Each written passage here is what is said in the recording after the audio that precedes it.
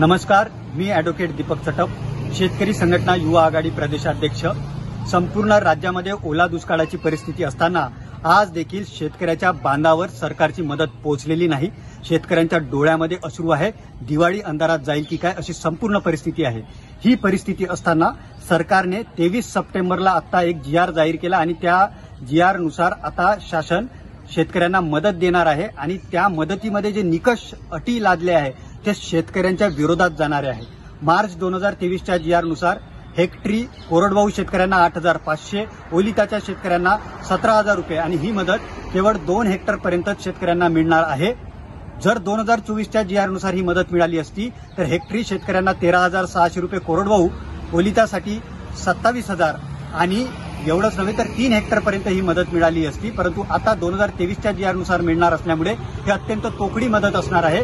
गुंट्यामागे कोरडवाहू शेतकऱ्यांना 85 रुपये व ओलिताच्या शेतकऱ्यांना केवळ 170 रुपये इतकी मदत सरकारच्याकडून होणार आहे। ही कवडीमूल मदत आहे।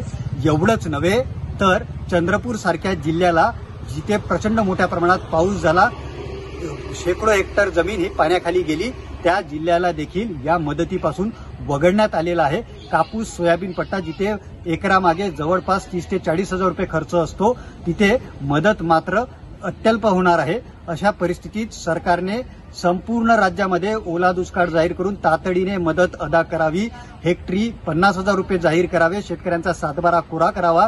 या मागण्यांसाठी शेतकरी संघटनेच्या वतीने सोमवारी राज्यभर प्रत्येक जिल्हाधिकारी कार्यालय व प्रांत कार्यालयासमोर धरणे आंदोलन होणार आहे आणि त्यानंतर देखील सरकारने निर्णय घेतला नाही तर संपूर्ण राज्यात तीव्र आंदोलन केले जाईल, याची दखल सरकारने घ्यावी।